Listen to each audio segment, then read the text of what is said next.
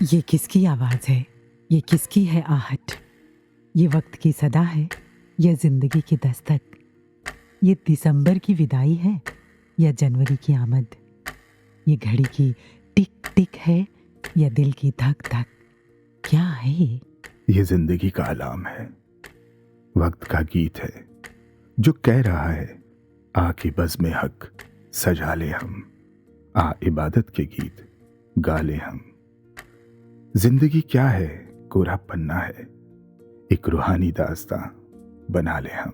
उफ, ये भागती दौड़ती जिंदगी, हजारों सपने, लाखों ख्वाहिशें, इस पर इबादत के गीत गाना कभी कभी कितना बेमायनी सा लगता है। और फिर फुर्सत किसे है? इबादत के बिना तो जिंदगी ही बेमानी है, बेमकसद है। और ये जो भागती दौड़ती जिंदगी है ना, इसका भी जब दिसंबर आ जाता है तो फिर हाथ में कुछ नहीं बचता। फिर से वही दिसंबर का सवाल, फिर वही वक्त गंवाने का मलाल, और फिर से वही साल का आखिरी पड़ाव। जी हाँ, फिर से लौटा है दिसंबर का महीना। लेकिन हाँ, ये वो दिसंबर नहीं है जो पिछले साल गुजर गया। ये वो दिसंबर है जो हमारी जिंदगी से एक साल ले गया। और बदले में क्या दे गया? करते हैं इसी पर चर्चा वॉइस डिवाइन के इस एपिसोड में। हम हैं आपके साथ, मैं मेघांश। मैं कुसुम। नमस्कार, धन निरंकार।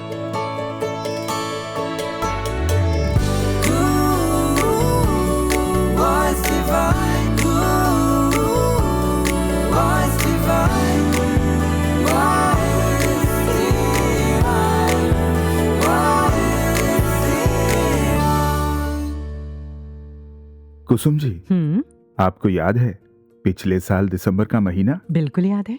वो ठिठुरती सी सर्दी, कोहरे में लिपटा अंबर, वो वॉइस डिवाइन की रिकॉर्डिंग, ऐसा नहीं लगता कि जैसे अभी कल ही की बात हो? अच्छी तरह से याद है। और वो आपका रिमाइंडर सेट करना, और हम सभी ने, मतलब पूरी टीम ने साथ में पिक्चर्स भी तो ली थी, अभी भी मेरे पास सेव है। लेकिन उस दिसंबर की पिक्चर में और आज की पिक्चर में कितना कुछ बदल गया है ना। जैसे क्या? वो दिसंबर कुछ लिख गया है हमारे चेहरे पर, हमारी जिंदगी में। और हाँ, आज ये दिसंबर भी लिख रहा है, बस इसकी कलम नहीं दिख रही। ये कह रहा है कि उम्र बीती जा रही है। उम्र? वैसे मेघांश जी, आपकी उम्र क्या है? बस देख लो, दाढ़ी के बाल सफेद हो चुके हैं और बूढ़ा हो रहा हूँ। अच्छा, इतनी जिंदगी जी ली आपने? कहाँ कुसुम जी, इतनी या उतनी क्या, ऐसा लगता है अभी तो जीनी है। वैसे आपको अपनी बीती हुई जिंदगी के कितने दिन याद होंगे? स्कूल गया, शादी हुई, बच्चे हो गए, और अब देखो ना, ऐसे ही कुछ और दिन जिनमें मैंने खुशी महसूस की, या फिर ऐसे दिन जो कुछ अपने साथ चैलेंज लेकर आए। यानी आपने अपनी जिंदगी के सिर्फ 8 या कुल 10 दिन ही जिए हैं? 8 या 10? ये कैसे कह सकती हैं आप?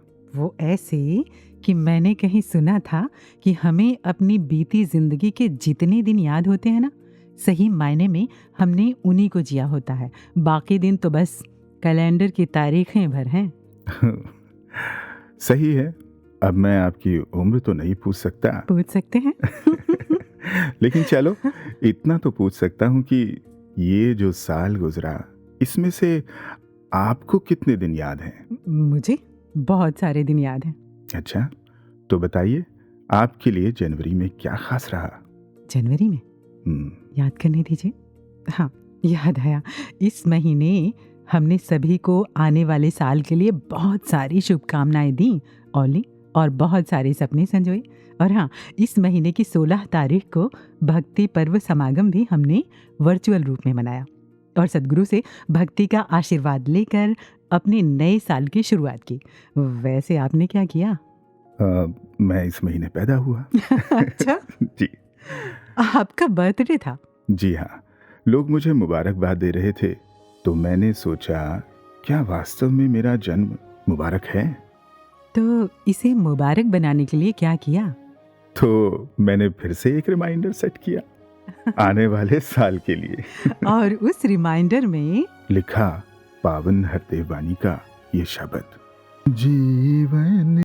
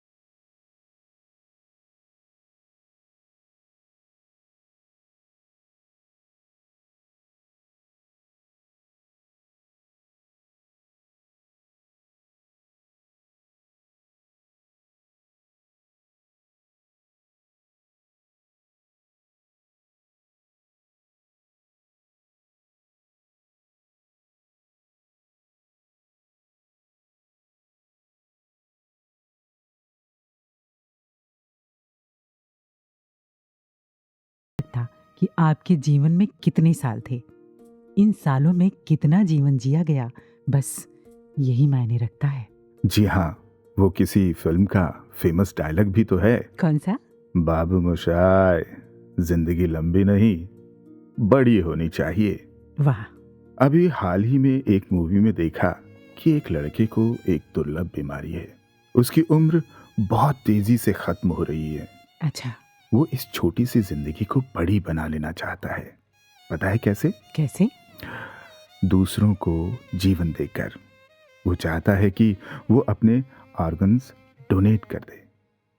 कितनी अजीब सी बात है ना कि वो इस बात के लिए अपनी माँ से मदद मांगता है और उसकी माँ उसकी हेल्प करती है। और इस तरह एक जिंदगी छोटी होने के बावजूद भी बड़ी हो जाती है। सच कमाल है ना। दूसरों के काम आने से बेहतर जीना तो हो ही नहीं।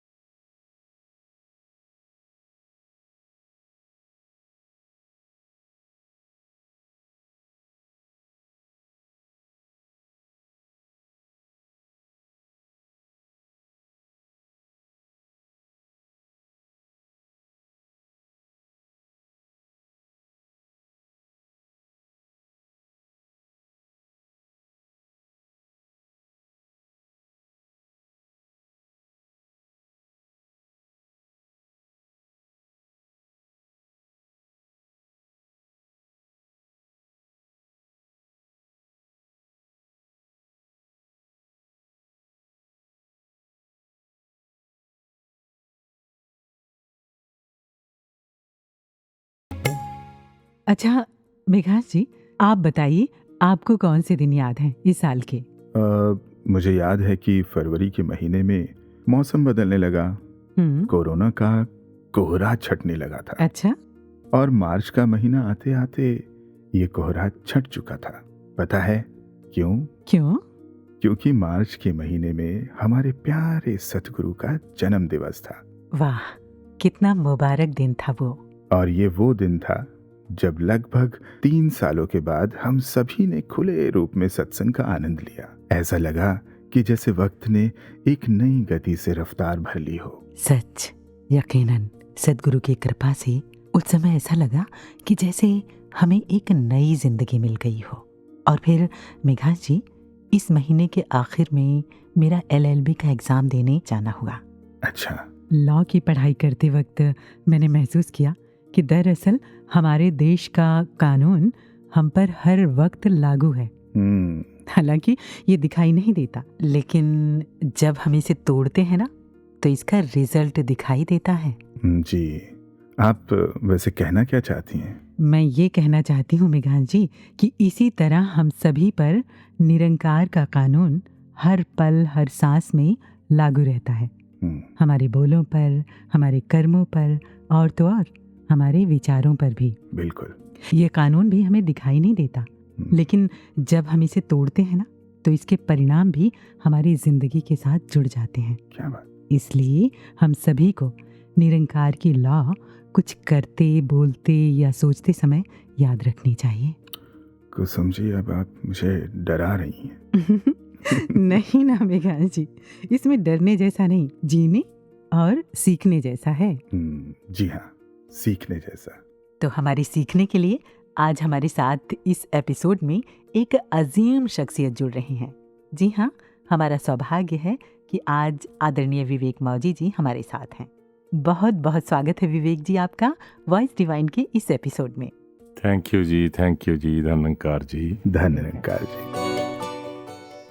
वैसे तो हमें विश्वास है कि महात्माओं का, गुरसिखों का हर दिन, हर पल, हर साल मुबारक होता है, लेकिन हम आपसे आपके शब्दों में जानना चाहते हैं कि ये साल आपके लिए कैसे मुबारक रहा। घासी, ये दरअसल वैसे हम देखें तो तारीख बदलती है, सन बदलता है, लेकिन इसके अलावा तो कुछ नहीं बदला जी। जिस तरह से रोज जी रहे होते हैं वैसे ही सुबह होती है, वैसे ही शाम होती है और हमारी रूटीन वैसे ही बनी होती है। हाँ, ये बात अलग है कि अपने आप को फिर से रिव्यू करने के लिए, इंट्रोस्पेक्ट करने के लिए हमें मालिक ने एक तरीका दे दिया कि नया साल है, चलो कुछ ना कुछ नया रेजोल्यूशन या कुछ नई सोच सोचते हैं। तो इसके अनुसार हम अपनी बीते हुए वक्त के साथ जब आकलन करते हैं, हाँ, उस नज़रिए से ज़रूर ये महसूस किया जा सकता है कि बहुत कुछ देखा, बहुत कुछ जाना। और वैसे भी मेघांशी, कुसुम जी, ये ज़िंदगी को इस तरह से देखा है कि हर रोज़ एक नई सीख मिलती है जी।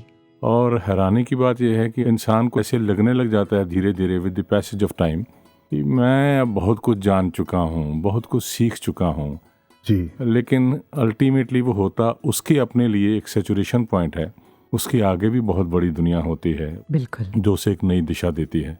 और फिर अपने आप को इंट्रोस्पेक्ट किया तो लगा कि अभी खुद को काफ़ी कुछ ठीक करने की, करेक्ट करने की ज़रूरत है। हमें तो ऐसा नहीं लगता, लेकिन जैसे हम सभी की ज़िंदगी में उतार चढ़ाव आते हैं, तो आपने भी अगर कभी ऐसा महसूस किया तो उसे किस तरह से सद्गुरु का आधार लेकर हैंडल किया? देखिए, ये जैसे हम मेडिकल लैंग्वेज में लोगों से कभी कभी सुनते हैं ना कि जब ईसीजी की जाती है तो उसका ग्राफ अप एंड डाउन होता है, तो वो अप एंड डाउन तो ज़िंदगी में लगा हुआ है। इसे उतार चढ़ाव कहें, अनचाही मनचाही, ये वाला नाम दे दें, तो वो तो चीज़ें लगी हुई हैं, दिन है तो रात है, और इस प्रकार से ये चीज़ें जुड़ी हुई हैं। तो मुझे याद है कि कहीं पर एक ऐसे परिवार में बैठे हुए थे तो आपस में किसी बात को लेकर के मतभेद थे, तो कुछ सेवा ऐसी लगी जब उनके साथ जाकर के बैठे और कई बार उनके साथ वार्तालाप हुई, तो जो कुछ निष्कर्ष निकला, महसूस हुआ कि इसमें कहीं ना कहीं जाकर के थोड़ी सी ईगो क्लैश हो रही है। तो इसी के बेसिस पर परिवार के सारे सदस्य को बारी बारी से जब मुलाकात की,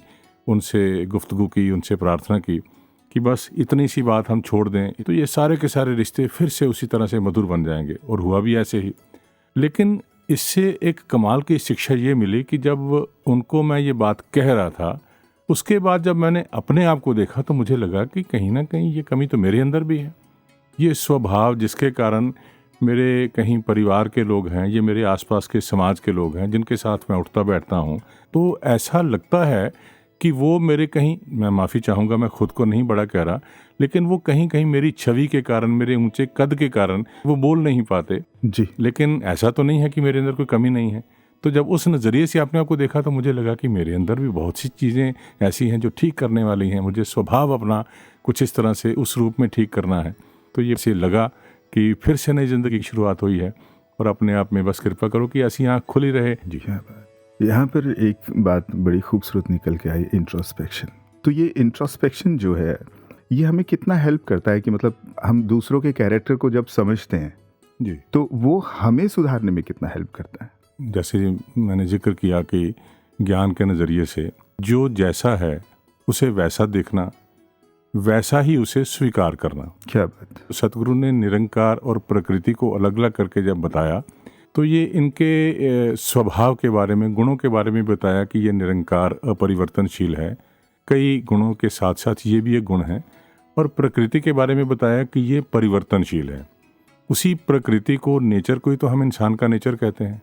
जी। जब हमें पता लग जाता है कि सामने वाले व्यक्ति का, जिसके साथ हमारा दिन रात उठना बैठना है, हम जब उसके प्रति जजमेंटल ना हो करके, जब हम उसके प्रति इतनी फ्लेक्सिबल सोच रखते हैं कि उसका ये स्वभाव इनबॉर्न क्वालिटी है, परमात्मा ने, निरंकार ने वैसा ही उसे बनाया है, मुझे वैसा ही स्वीकार करना है। अगर मुझे सूट नहीं कर रहा तो कभी कभी सारी जिंदगी इसी में निकल जाती है कि वो मेरे हिसाब से क्यों नहीं चल रहा। बिल्कुल। तो जब इस जजमेंटल वाले रवैये से हम ऊपर उठ जाते हैं तो फिर लगता है कि अगर मैं अपने आप को चाहता हूं कि मुझे एज इट इज़ एक्सेप्ट किया जाए मेरे कलीग्स के द्वारा, मेरे आसपास के लोगों के द्वारा, तो मेरा भी तो यही फर्ज बनता है ना कि मैं भी उसी तरह स्वीकार करूं। तो वहाँ आपस में फिर वो टकराव खत्म हो जाते हैं। क्या बात। सिंपल। हाँ, सच में इस तरह से टकराव ख़त्म किए जा सकते हैं। विवेक जी, एक सवाल आ रहा है मन में कि जैसे अभी ये जो साल गुजरा या गुजरे, जो भी हालात हों, बीती जितनी भी बातें हों, वो आज के टाइम में हमारे लिए कितनी मायने रखती हैं और किस तरह से आने वाले साल में, आने वाले टाइम में सुधार की गुंजाइशें हैं। देखिए, मैं अपनी ज़िंदगी में, मैंने जैसे जिक्र किया ना कि with the passage of time हर रोज़ लगता है कि कोई नई शिक्षा, कोई नई चीज़ जैसे सामने आकर के खड़ी होकर के आपको शिक्षित कर रही हूँ। तो एक चीज़, जैसे एक नज़रिया, दृष्टिकोण, एक कमाल का सतगुरु ने कृपा करके ध्यान में बख्शिश की, वो इस तरह से आया कि जब भी कभी कोई दुविधा वाला वक्त होता है कि अब क्या होगा, मतलब किसी भी तरह की दुविधा हो, किसी के लिए कोई मन के अंदर गलतफहमी हो, किसी के लिए मन के अंदर हेट्रेड हो, कोई ऐसी चीज़ हो जो एक नॉर्मल हमारे स्वभाव से कहीं बिल्कुल विपरीत हो, जिससे हमारी पीस ऑफ माइंड गड़बड़ हो रही होती है। जी। तो उस वक्त ज्ञान इस रूप में बड़ी कमाल की देन देता है। मैं अपने आप को एक सोच देता हूँ कि what after 2 years, 3 years, 5 years। तो जब मैं अपने आप को इस घटना के कुछ साल के बाद इमेजिन करता हूँ जी। तो मैं ये पाता हूँ कि वो 5 साल पहले या 4 साल पहले वो बात आई थी, मेरे दिमाग में फंसी हुई थी, मैं कितना अजीब सा मेरा बिहेवियर था कि मैं उसी द्वंद्व में फंस करके अपने उस वक्त को मैंने परेशान किया। तो जो 5 साल के बाद, 4 साल के बाद रिपेंट करूँगा, मैं अफसोस करूँगा कि क्या हुआ, तो मैं आज ही क्यों नहीं जाग जाता हूँ। और उसके लिए ज्ञान ये हमें दृष्टि देता है कि मैं शरीर नहीं हूँ। जब मैं शरीर नहीं हूँ, मैं हूँ परमात्मा की अंशात्मा के रूप में। और आज से 2 जनरेशन पहले मुझे अपने दादाओं का याद नहीं, आज से 1-2 जनरेशन के बाद मेरे जो आगे बच्चों के बच्चे होंगे, उनके आगे बच्चे होंगे, उन्हें याद नहीं रहेगी मेरी, वो यही रहेगा कि बस यही वक्त है मेरे पास जीने का। तो फिर इतनी परेशानी, इतनी हाय तौबा किसके लिए।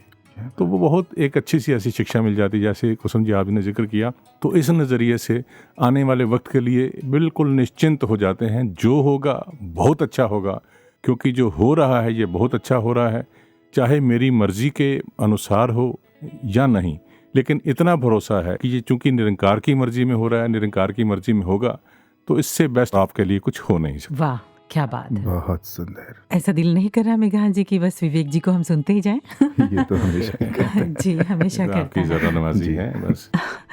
लेकिन हम सभी जानते हैं कि आपका समय, आपका टाइम बहुत कीमती है। तो विवेक जी, आप अपना कीमती समय निकाल कर वॉइस डिवाइन में आई और हमारे सुनने वालों से हमसे इतनी बेशकीमती बातें साझा की। आपका बहुत बहुत शुक्रिया। बहुत शुक्रिया। थैंक यू जी, शुक्रिया जी, धन्यवाद। धन्यवाद जी। जिंदगी दे मालका, जिंदगी है तेरे नाल, तेरे बाजो जिंदगी बेसुरी बेता।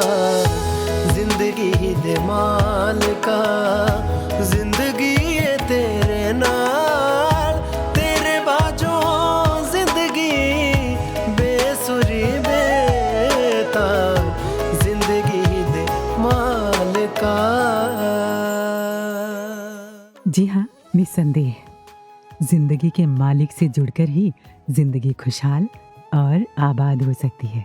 वरना तो न गोई सिकंदर, न है कब्रेदारा, मिटे नामियों के निशां कैसे कैसे। क्या बात, बहुत सुंदर। और वो शेर भी तो है, उठ गई हैं सामने से कैसी कैसी सूरतें, रोइए किसके लिए, किस किस का मातम कीजिए।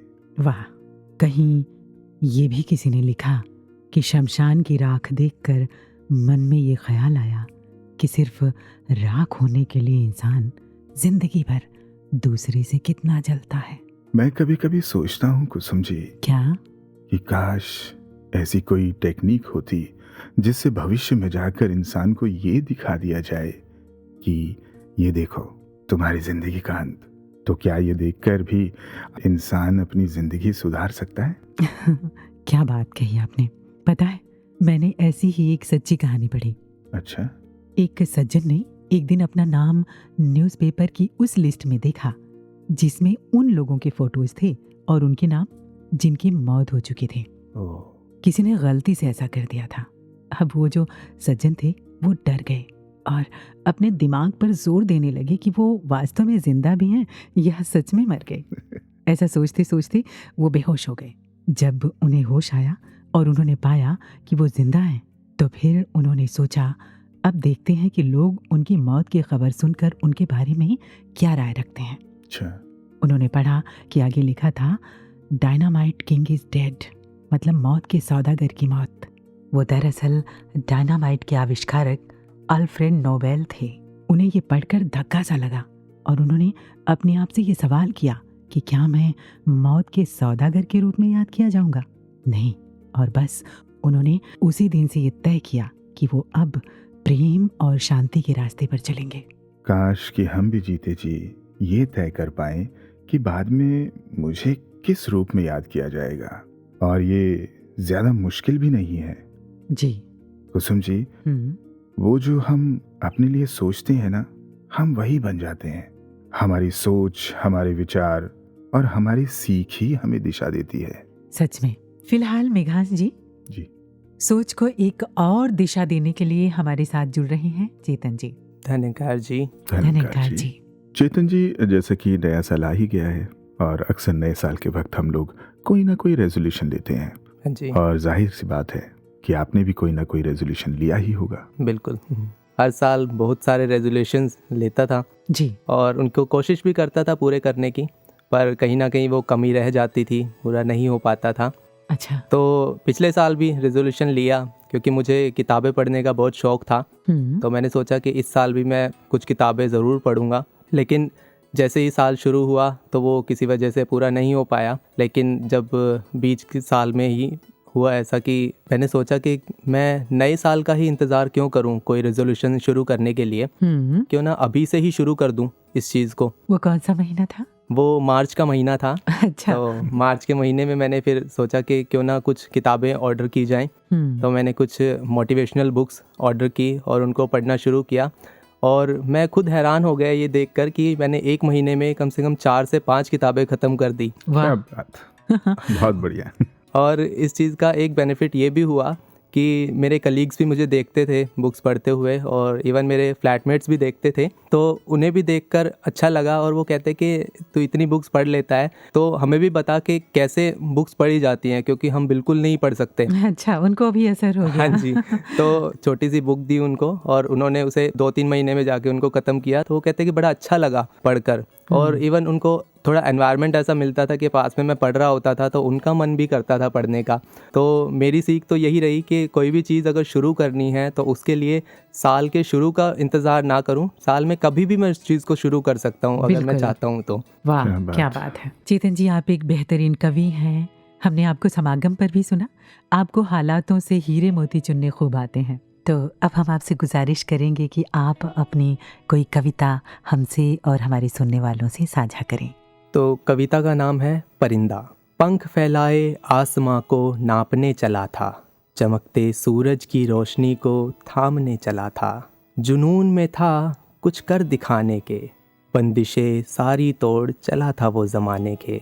जान उसके पंखों में न जाने कहाँ से आई, बिना सोचे वो पार कर गया गहरी खाई। दस्तूर कुदरत भी कहाँ बाज आया, बिन मौसम बरसाती तूफान भी ले आया।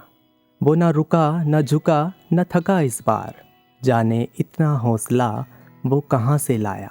इंसानों सी फितरत आज परिंदों में भी देखी, एक को उभरता देख दूसरे ने टांग खींची। वो अगर चाहता तो ठहर जाता, कोई बहाना भी इस बार बना देता। पर एक ख्याल ने उसे फिर से उड़ाया, एक सोच ने उसे फिर से दौड़ाया कि वो रुक गया अगर आज हार मानकर, नए परिंदे भी बैठ जाएंगे इसे तकदीर मानकर। फिर उसकी उड़ान ने नई ऊंचाइयों को छुआ और आखिरकार वो परिंदा अपनी मंजिल पर जा पहुंचा। वाह, क्या बात, बहुत खूब। बहुत बढ़िया। चेतन जी, आप वॉइस डिवाइन के इस कार्यक्रम में आए और हमसे, हमारे सुनने वालों से अपनी कविता, अपनी अनमोल रचना शेयर की और इसके अलावा एक अनमोल सीख भी हमसे साझा की। इसके लिए आपका बहुत बहुत शुक्रिया। थैंक यू जी, धन्यकार जी। धन्यकार जी। एक श्वास भी कोई ऐसा ना आवे, एक श्वास भी कोई ऐसा ना आवे, जिस श्वास विच तेरी याद भुल जावे। तेरी याद है तां, तेरी याद है तां, जिंदगी भी है खुशहाल। तेरे बाजों जिंदगी बेसुरी बेताब, जिंदगी दे मालिका जिंदगी है तेरे नाल। तेरे बाजों जिंदगी बेसुरी बेताब, जिंदगी दे मालिका। पता है कुसुम जी, इस साल मैंने भी अपने लिए एक नई दिशा, नया बदलाव तय किया। अच्छा। मैंने अपनी 9 साल की स्कूल की जॉब छोड़ दी। ओह, 9 साल की जॉब, वो क्यों? ऑफ कोर्स, बदलाव के लिए। तो किसी ने शायद आप ही के लिए वो पंक्तियां लिखी हैं। कौन सी? तस्कीन ना हो जिसमें वो राज बदल डालो, जो राज न रख पाए हम राज बदल डालो, पुरसोज दिलों को जो मुस्कान ना दे पाए, सुरही न मिले जिसमें वो साज बदल डालो। बहुत सुंदर। ऐ दोस्त करो हिम्मत, कुछ दूर सवेरा है, कर चाहते हो मंजिल तो परवाज बदल डालो। वाह, और यही किया मैंने। ठीक ही किया। दिन, महीने, साल बदलने के साथ साथ जिंदगी भी बदलती ही रहनी चाहिए। मैंने महसूस किया कि हम बहुत सारी बेवजह की परतें ओढ़े रहते हैं। जी। मुश्किलें हो रही होती हैं, लेकिन हम बदलना ही नहीं चाहते। हालांकि बदलाव इतना आसान नहीं होता, बहुत मुश्किलें होती हैं। जी। लेकिन वो कहते हैं ना कि जब तक आप अपने कंफर्ट जोन से बाहर नहीं निकलते, आप अपने जीवन को कभी नहीं बदल पाते। तो फिर आप बदल पाए? हाँ, फैसला मुश्किल था, पर सपनों को भी तो जीना था। जी। आपको पता है ना कि मैं एक कलाकार हूँ। जी। लेकिन कुछ कारणों से मैंने स्कूल में टीचर की जॉब की, लेकिन मेरे भीतर का कलाकार मुझे कचोटता रहा। और मुझे 9 साल लगे ये फैसला लेने में कि अब मैं अपनी लाइफ में रिस्क भी ले सकता हूँ। अच्छा। और मैंने लिया। हाँ, अभी भी मुश्किलें हैं, लेकिन अब समय के साथ मेरा कॉन्फिडेंस वापस आ रहा है और मैं धीरे धीरे वही हो रहा हूँ जो मैं होना चाहता हूँ, एक कलाकार। वाह, सच में जिंदगी सिर्फ उतनी ही नहीं है या वही नहीं है जो हम अपने लिए एक बार में तय कर लेते हैं। जी। हजारों संभावनाएं हैं अगर हम तलाशना चाहें तो। और रही मुश्किलों की बात, तो वो तो आती ही हैं। अब जैसे एक बीज को ले लो, उसके बदल कर पौधा बनने की शुरुआत होती है तो तकलीफ तो होती है ना। जी। बहुत तकलीफ होती है, मिटाना पड़ता है खुद को। तो पहले उसकी खोल टूटती है, मिटता है, लेकिन फिर जो उसका अस्तित्व बदल कर आता है वो पेड़ बनता है, उसमें फल लगते हैं, फिर वही उसकी सार्थकता होती है। हाँ, सच। तो जब भी आप बेहतर दिशा में हो और आपको कष्ट हो रहा हो, तो मान लीजिए कि किसी नई चीज का जन्म हो रहा है आपकी जिंदगी में। यही तो बदलाव का नियम है। जी हाँ, और फिर इसके लिए भी अपने सद्गुरु का शुक्राना करें, क्योंकि हम नहीं जानते कि हमारे लिए क्या अच्छा है। मान निमाना तेरी सार ना जाना, मान निमाना तेरी सार ना जाना, सेवा सिमरन सत्कार ना जाना, दूर हो के तैथों, दूर हो के तैथों, दो जग भी है मुहाल, तेरे बाजों जिंदगी बेसुरी बेताब।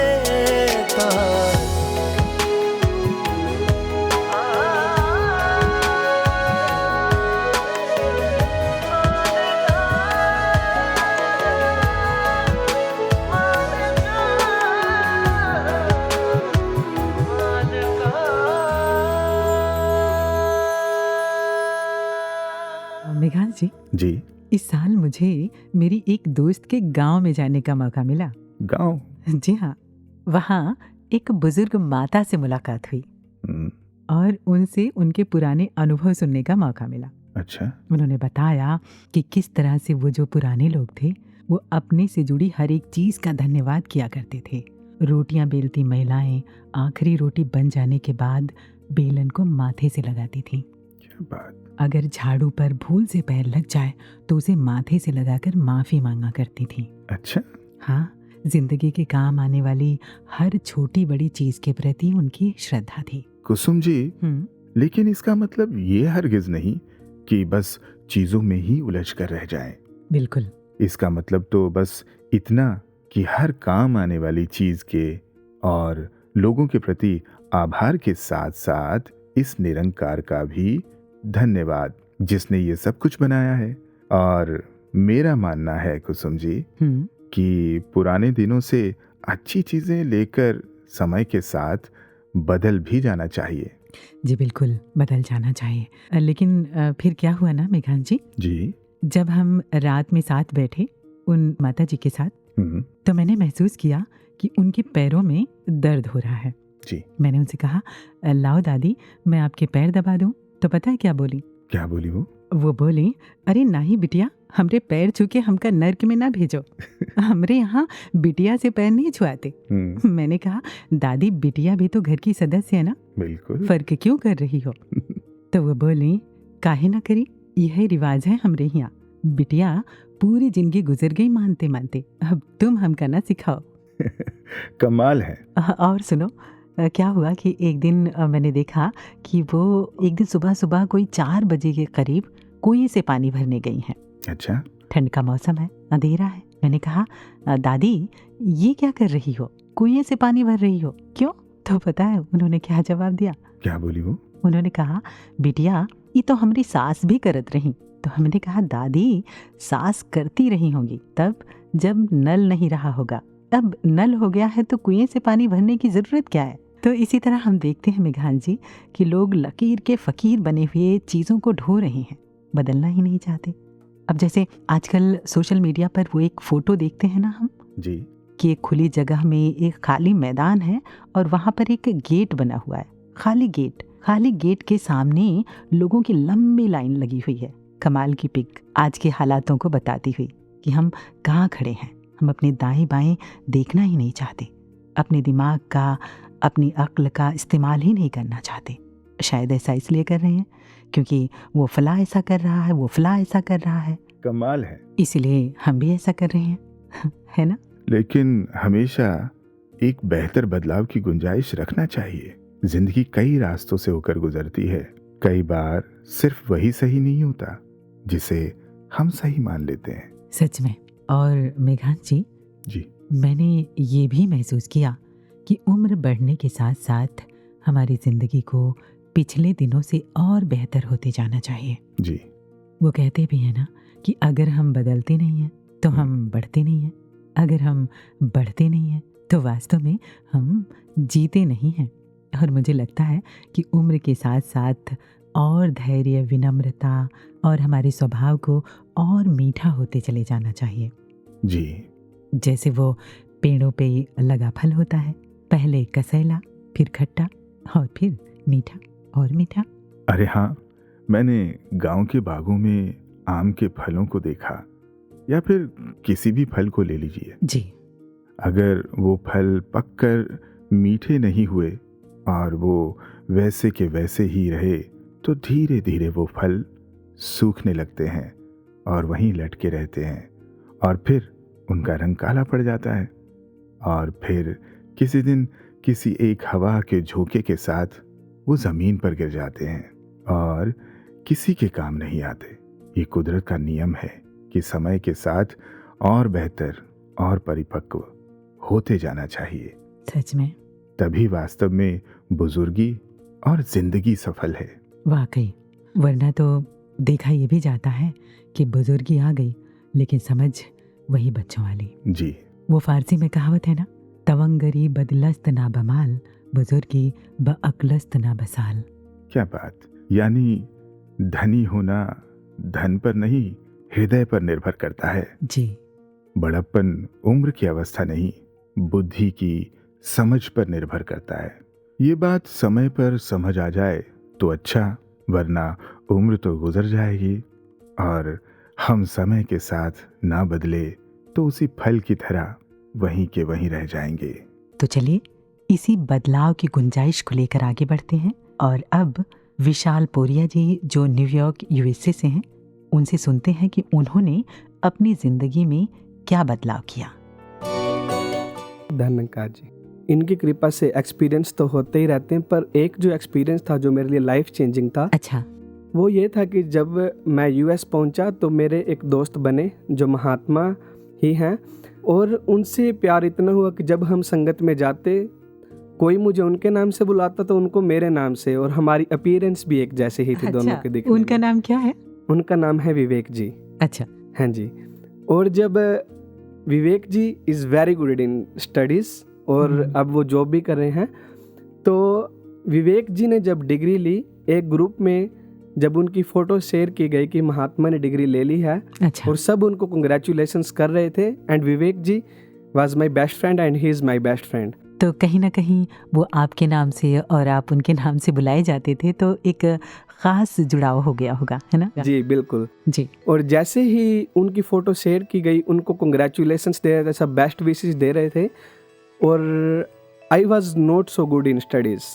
तो एकदम दिल में आया कि जेलसी मेरे को हो गई कि अच्छा, विवेक ने तो अब डिग्री ले ली है, मेरे को तो सब पूछेंगे अब तू क्या कर रहा है, क्या चल रहा है। तो उसमें कुसुम जी मेरे को जब उनसे जेलसी हुई, गुरु का अपने शिष्य से इतना प्यार होता है कि इन्होंने जैसे उसी वक्त मेरी बाँह पकड़ ली हो कि ये क्या है। और मेरे बड़े भाई ने मेरे को एक लिंक शेयर किया जिसमें विवेक शोक जी के विचार, और उन विचारों में जो लाइन पहली ही थी वो ये थी कि क्या करनी है प्यार की बातें, छोड़ो सब बेकार की बातें, मुझको जीत सा सुख देती हैं इसकी उसकी हार की बातें। तो जब ये विवेक शोक जी के विचार सुने तो एकदम दिल में ये भाव आए कि अच्छा, गुरसिक के बारे में ऐसे सोच रहे हो, और जो कि मेरा बेस्ट फ्रेंड है उसके बारे में ऐसे सोच रहे हो। तब निरंकार से माफ़ी मांगी और इनसे अरदास की कि कभी दिल में ऐसा भाव ना आए जेलसी का और नफ़रत का। और वो दिन है और आज का दिन है कि किसी के लिए भी दिल में ये नफ़रत के भाव, ये जेलसी, इनकी कृपा से अब दिल में नहीं है, अब सिर्फ प्यार ही प्यार है। और जैसे वो कहा भी गया है कि तेरी होकर सब दुनिया भी मेरी हो गई, अब अपनी चीज़ को नुकसान भला कोई कैसे पहुंचाए। और यही अरदास गुरु से, निरंकार से, कि ये प्यार जीवन में बना रहे और इसी को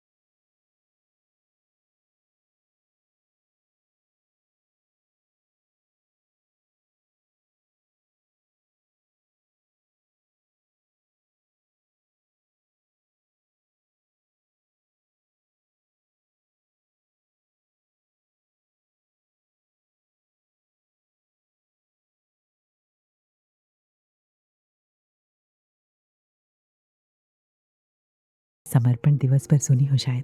हाँ। और हाँ, हमने वॉइस डिवाइन में भी बाबा जी की शिक्षाओं को दोहराया। वैसे आपने इस महीने क्या किया? मैं सिक्किम में था। अच्छा।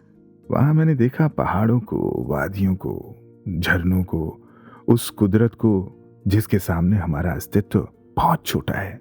जी। इसके अलावा भी कुसुम जी, मैंने एक अजीब सी चीज महसूस की कि आजकल जैसे हम किसी भी चीज को अपनी आंखों से देखना या महसूस करना ही नहीं चाहते। अच्छा।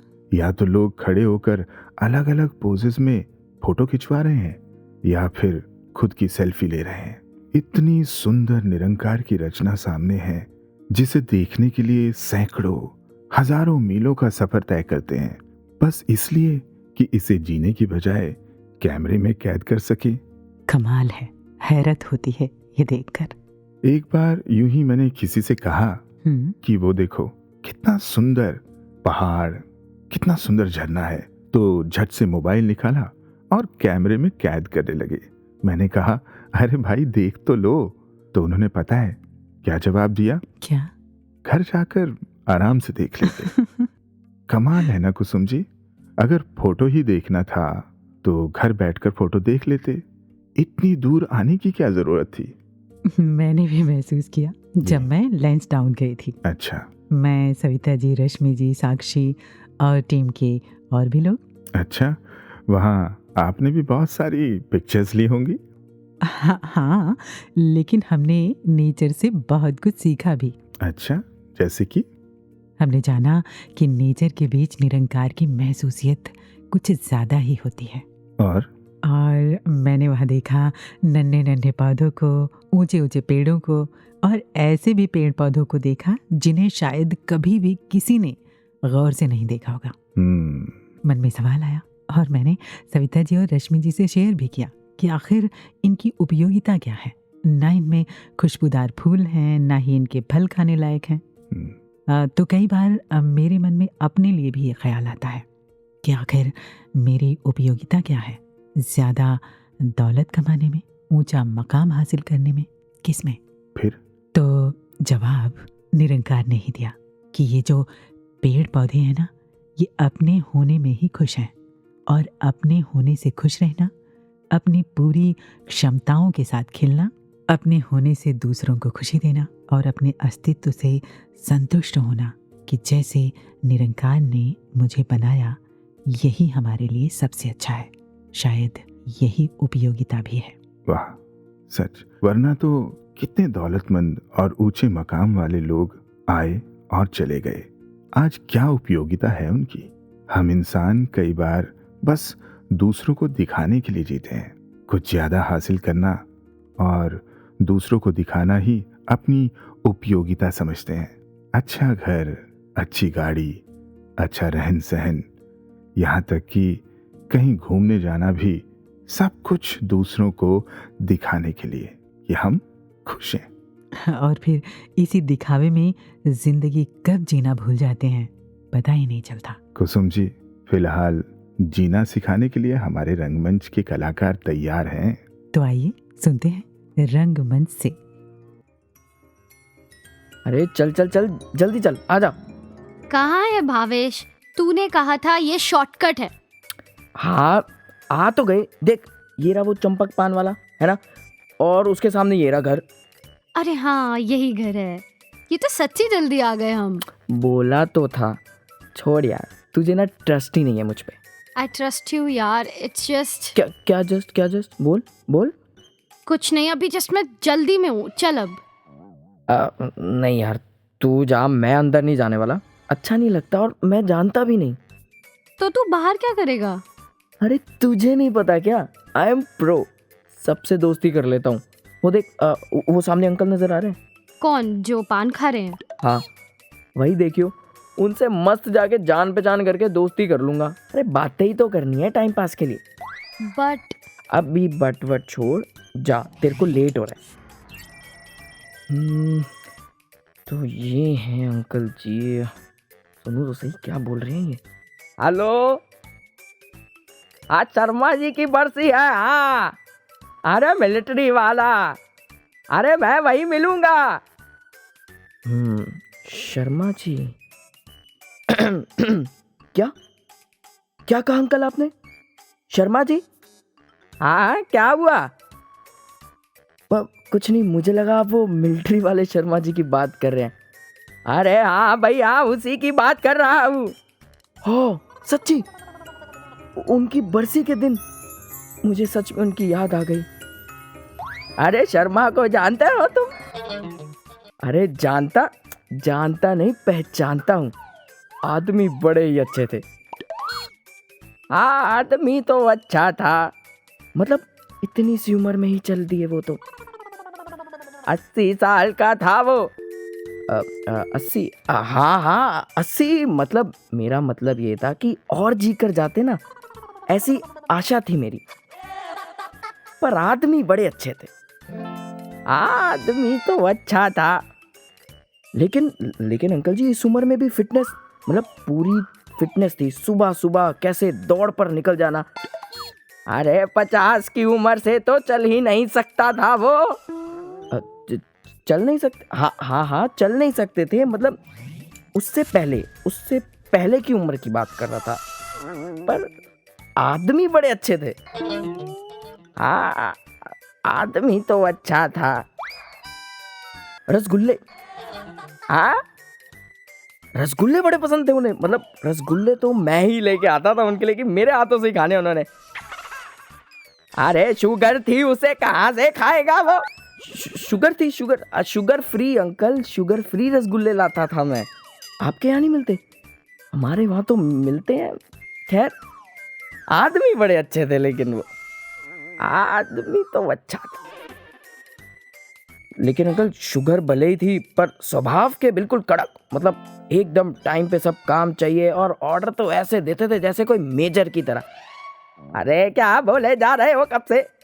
मच्छर तक नहीं मारना आता था उसे, गली के बच्चों के साथ खेलता था। पोछम्पा भाई पोछम्पा। ये क्या मिलिट्री की मेजर की बातें कर रहे हो? मैं क्या बोल रहा हूँ अंकल, कैसे आदमी है, शुगर है इनको, चल ये नहीं सकते, मच्छर इनसे नहीं मारा जाता, और नाम है शर्मा जी मिलिट्री वाले। अरे मिलिट्री वाले ऐसे होते हैं? अरे मिलिट्री क्या बोल रहे हो भाई, फौज में थोड़ी था वो तो। अरे वो देखो सामने, पढ़ो क्या लिखा है। क्या लिखा? मंगू शर्मा मिलिट्री वाले टेलर। हाँ मिलिट्री के पुलिस की यूनिफॉर्म सिला करता था। उठो यहाँ से, पता नहीं है इनको किसी के बारे में, कहीं से भी कुछ भी चले आते हैं। जा रहा हूँ अंकल, डांट क्यों रहे हो? जा रहा हूँ ना। भावेश इधर आ। हाँ आया। क्या हुआ? यू वर राइट, हो गई देर। मतलब समझा नहीं।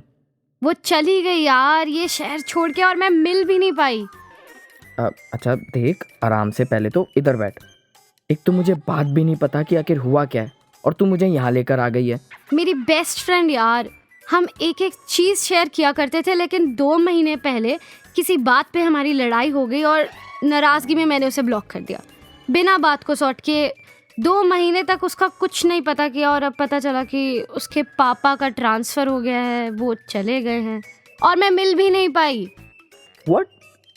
और उसने कॉल नहीं की कोई?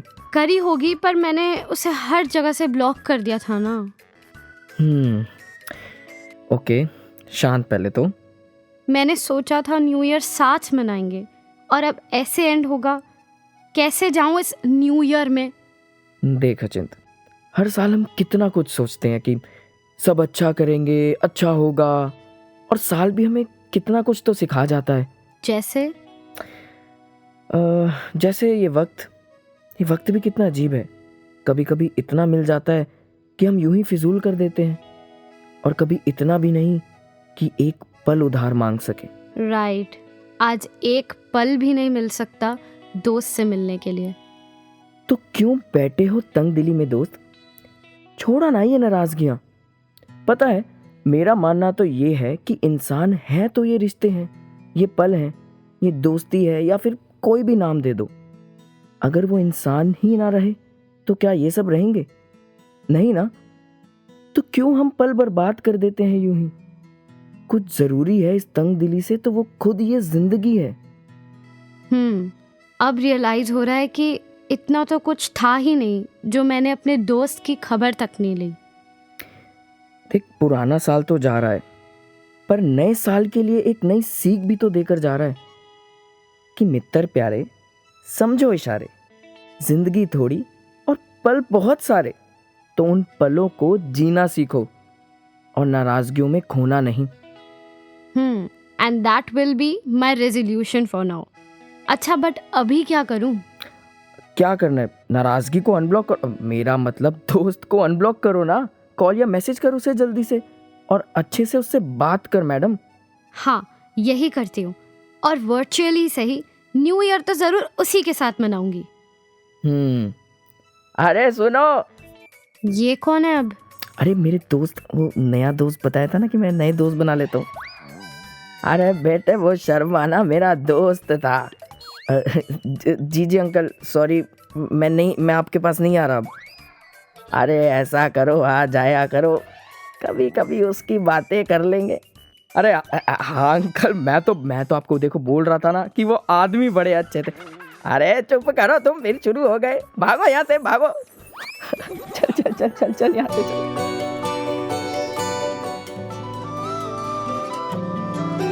अल्लाह मेरे मौला, तेरे नाल मौज बहारा, तेरे नाल मौज बहारा।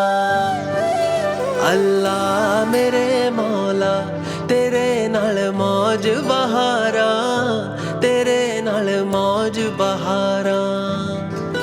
जीवन मेरे दियां शहनशाह, जीवन मेरे दियां शहनशाह, तेरे हाथ मुहारा।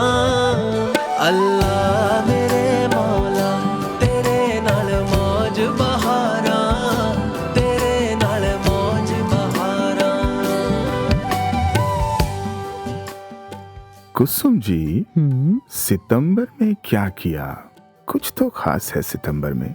अच्छा, नहीं मेघान जी, कुछ खास नहीं। सितंबर में इस साल के 9 महीने गुजर चुके थे। जिंदगी बहुत तेज भाग रही थी। मैंने उस समय कुछ लाइनें लिखी। अपने बर्थडे पर? यही समझ लो। अच्छा, क्या लिखा? मत भाग इतनी तेज जिंदगी, कुछ ख्वाहिशें पीछे छूट रही हैं, अरमानों की लड़ियां टूट रही हैं। अभी जीवन का रस पिया कहाँ, अभी तुझको मैंने जिया कहाँ, अभी रिश्तों के कर्ज उतार रही हूँ, जीने की राह संवार रही हूँ। अभी तो इस पर चलना है, मन कुसुम को खिलना है, अभी तो सब कुछ है बाकी, मत भाग इतनी तेज जिंदगी। क्या बात, वाह! वास्तव में कितनी भी जिंदगी जी लें, महसूस तो यही होता है कि अभी जिया कहाँ, अभी तो बहुत कुछ बाकी है। जी हाँ, लेकिन जब हमारी जिंदगी को एक मायने मिल जाता है ना, तो ऐसा नहीं लगता। और हमें एक खूबसूरत मायने सितंबर में तब मिला जब सितंबर में 75वें समागम की सेवाओं का उद्घाटन हुआ। सेवाओं का सिलसिला शुरू हुआ, समागम की तैयारी शुरू हुई, और फिर आया अक्टूबर का महीना। जी। और दिवाली के मौके पर हमें सतगुरु से एक खास सौगात मिली। कौन सी? भूल गई? नहीं, लेकिन आप याद दिलाइए। परम पूज्य रमित जी हमें निरंकारी राज पिताजी के रूप में मिले और मुख्य आसन का नजारा एकदम बदल गया। ऐसा लगा कि इस दिवाली पर जैसे 4 चांद लग गए हों, है ना? जी। एक बार तकिया ते तकदी रह गई, कुछ ना बोली चुप ही रह गई। रस रसना विच कोल वे ओ मेरे दिलां दिया मेरमा, रख चरना दे कोल वे ओ मेरे दिलां दिया मेरमा। मिठड़े लगन तेरे बोल वे ओ मेरे दिलां दिया मेरमा। कुसुम जी, और फिर नवंबर में तो कमाल ही हो गया। जी। हमने समागम का कितना आनंद उठाया। उसका जिक्र तो सविता जी और पंकज जी से हमने पिछले एपिसोड में सुना। पता है, इसके अलावा भी मैंने समागम में और भी बहुत कुछ महसूस किया। अच्छा, क्या महसूस किया? मैं बहुत सारे वॉइस डिवाइन के लिसनर्स से भी मिली। क्या बात, फिर तो बहुत अच्छा लगा होगा। जाहिर सी बात है। अच्छा इस बात का लगा कि बहुत से महापुरुष वॉइस डिवाइन सुन रहे हैं और तारीफें भी कर रहे हैं। अरे वाह, अपने मुंह से अपनी ही तारीफ। नहीं नहीं, अपने मुंह से नहीं, चलिए उन्हीं के मुंह से सुनते हैं जो सुनते हैं वॉइस डिवाइन। सबसे पहले सुनते हैं आदरणीय वेद कालरा जी को, जो हैं दिल्ली से। दानकार जी, वॉइस डिवाइन के लिए तो मैं केवल इतना ही कहूँगा कि वॉइस डिवाइन एक सफलता की कुंजी है, एक ऐसा प्लेटफॉर्म है जिसमें कि हमारी नित्य प्रति की डे टू डे लाइफ में जो कुछ भी घटित होता है उसे किस तरह से हमें परिस्थितियों के साथ तालमेल बिठाना है, कैसे उस जीवन को जिया जाए। एक ही एपिसोड में हमें अलग अलग सेगमेंट्स में अलग अलग तरीके से जीवन जीने का एक सुंदर तरीका बताया जाता है। सतगुरु माता जी के चरणों में यही अरदास करूँगा कि हे सच्चे पातशाह, इस वॉइस डिवाइन टीम को लंबी लंबी उम्र देना, सुंदर सुंदर स्वास्थ्य देना, कि इसी तरह से ये हमें और सुंदर से सुंदर वॉइस डिवाइन के एपिसोड प्रदान करते रहें। और एक लाइन कि कुछ भी सुनो मुबारक है, लेकिन पहले वॉइस डिवाइन सुनो। दानकार जी। और ये रहे फ्लोरिडा यूएसए से सोनाली कुमार जी के भाव। Voice Divine has been such an inspiration for me. When we live in this materialistic world, it's so easy for us to forget Sadhguru's teachings. We're so fortunate we have Voice Divine, a medium in which we can constantly be reminded of the teachings through saints sharing their examples or experiences in life and how they overcome those situations through Sadhguru's teachings. And each saint sharing their experiences come from different age groups and different backgrounds. That way anyone listening is able to resonate with those examples. All we need is that constant reminder of how to overcome those situations just by Sadhguru's teachings and know how to react and respond to those situations the way the Sadhguru would want us to. When I think of Voice Divine, I think of a full course meal. The appetizers are the saints sharing their experiences or examples. The main course is Sadhguru's vichars. The dessert are the sweet shabads or bhajans. Saints, I strongly encourage everyone to continue listening to Voice Divine to enhance their spiritual life. Dhankar ji. अब सुनते हैं हरियाणा से आदरणीय कृष्ण कुमार निर्माण जी क्या कह रहे हैं। वॉइस डिवाइन भाई बहुत बढ़िया है। देखो महात्माओं, इस वॉइस डिवाइन में भक्ति की, समर्पण की, शुक्राने की जो बात न्यारे न्यारे महात्मा कहे हैं, वे हमारे जीवन ने सुधारण खातिर, गुरु की भक्ति में चार चांद लावन खातिर बहुत जरूरी से। और दातार हमारे सब पे कृपा करे और वॉइस डिवाइन की टीम पे भी मेहरबानी बनाए रखे। प्यार ते कहियो जी।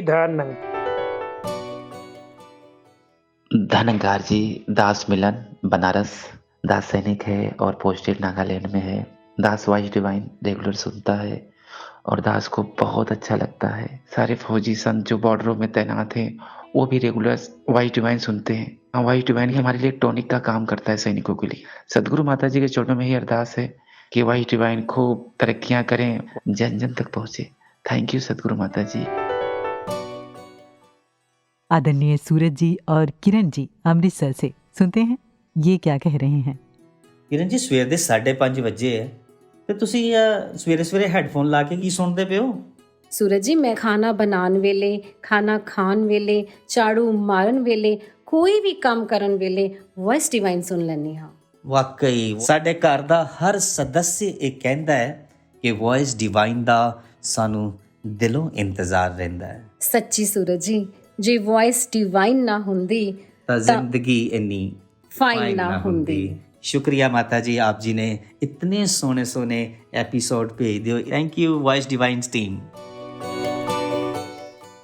इसी तरह हमारी सुनने वालों से गुजारिश है कि अपने फीडबैक और सुझाव हमें भेजते रहें।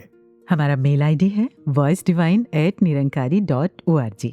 और इसी के साथ हम बहुत बहुत शुक्रिया अदा करते हैं उनका, जिन्होंने इतने प्यारे प्यारे फीडबैक भेजकर हमारी हौसला अफजाई की। और ये सब जिनकी बदौलत से है, हमारे प्यारे सद्गुरु माता सुदेक्षा जी महाराज। आइए मिलकर करते हैं आपका शुक्राना। अपना बना के तूने एहसान कर दिया है, ये तेरा शुक्रिया है, ये तेरा शुक्रिया है। होके मायूस ना यूं शाम से ढलते रहिए, जिंदगी भोर है सूरज सा निकलते रहिए। एक ही ठाव पे ठहरोगे तो थक जाओगे, धीरे धीरे ही सही राह पर चलते रहिए। हाँ, चलते रहिए। ये जिंदगी, ये दुनिया सिर्फ वहीं तक सीमित नहीं है जितना अभी आप देख पा रहे हैं। मुझे याद आता है मेघांत जी, मुझे पिछले महीने प्रगति मैदान में चल रहे एक इंटरनेशनल ट्रेड फेयर में ऑल इंडिया रेडियो की तरफ से शामिल होने का मौका मिला। अच्छा। वहाँ मुझे रेडियो के लिए लाइव इंटरव्यू करना था। उसी दौरान मैं घूमती भी रही जी। अलग अलग स्टॉल्स पर बहुत सारे खूबसूरत चीजें सजी हुई थी। एक भूल भुलैया सी थी, जैसे अभी किसी स्टॉल से गुजरी और फिर दोबारा उसे ढूंढने में टाइम लग रहा था। अच्छा। सुबह से कब शाम होने को आ गई पता ही नहीं चला, और मेरे हाथ भी सामानों से भर चुके थे। तभी मुझे ऑल इंडिया रेडियो के ही एक सज्जन मिले। वो बोले, कुसुम कितनी देर से हो यहाँ? मैंने कहा, सुबह से यहीं पर हूँ। उन्होंने कहा, सुबह से यहीं हो? कमाल है, अब निकलो इस हॉल से, कितना कुछ देखने को बाकी है। शाम हो गई है, अब क्या देख सकोगी? मैं उस हॉल से निकली तो देखा कि मैं इसका एक हिस्सा भी पूरा नहीं देख पाई हूँ। कितना कुछ था जिसे देखना था, जो देखने से रह गया। कहीं फोक डांस था तो कहीं लाइव म्यूजिक चल रहा था, कहीं मेरी पसंद की ढेर सारी चीजें थी जो मुझसे मिस हो गई थी।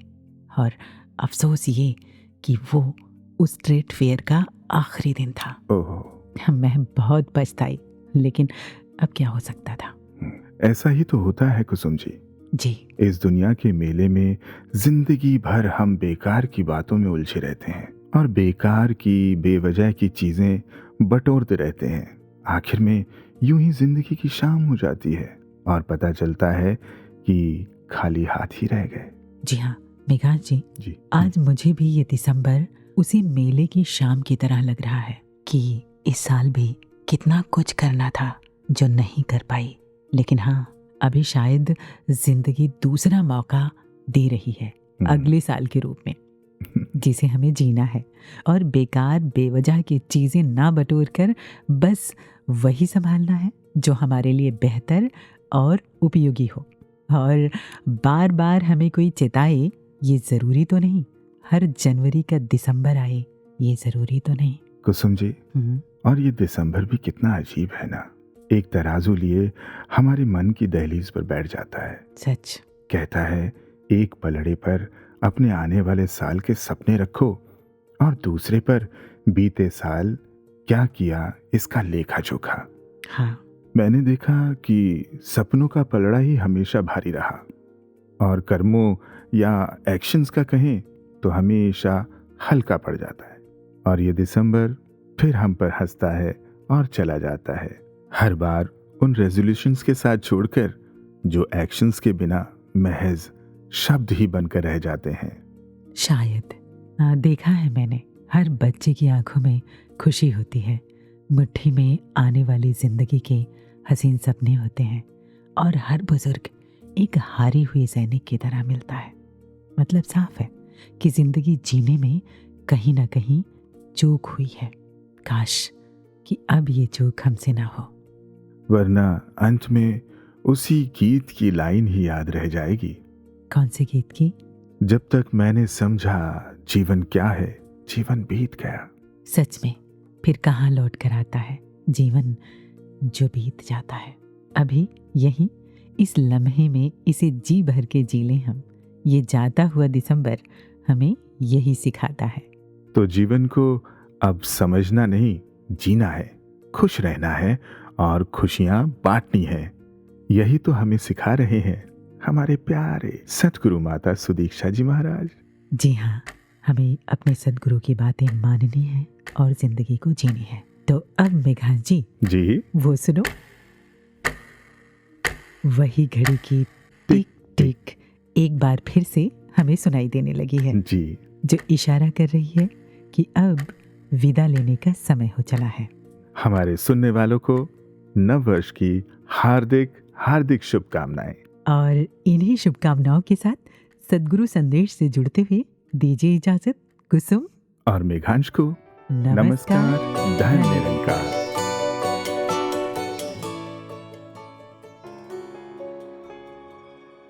दातार हर एक पे कृपा करे कि अपने आप को इस निराकार से जोड़ के रखें हर समय, और सेवा करते चले जाएं, सुमिरन करते जाएं, सत्संग भी अधिक से अधिक करें, ताकि एक जीवन जहां बहुत आराम से निकल जाए, वहीं इस परमात्मा की पहचान हो गई तो हमें अपनी आत्मा की असली पहचान हो गई कि ये इस परमात्मा का ही अंग है और मृत्यु के बाद भी इसमें जाना है। फिर भटकन नहीं होती, मोक्ष ही होता है मृत्यु होने पर। तो हर एक ने अपने जीवन को हमेशा भक्तिमति के अनुसार जीना है, भक्तों वाला जीवन जीना है, जिसमें कोई छल कपट नहीं, कोई दिखावा नहीं। जो अंदर दिल में प्यार है वही प्यार हर एक को देना है। इस परमात्मा से सिर्फ और सिर्फ प्यार करना है। तो इसी तरह हर एक से पूरे संसार में एक प्यार बनकर, एक दिल में प्यार रखकर प्यार देते जाना है।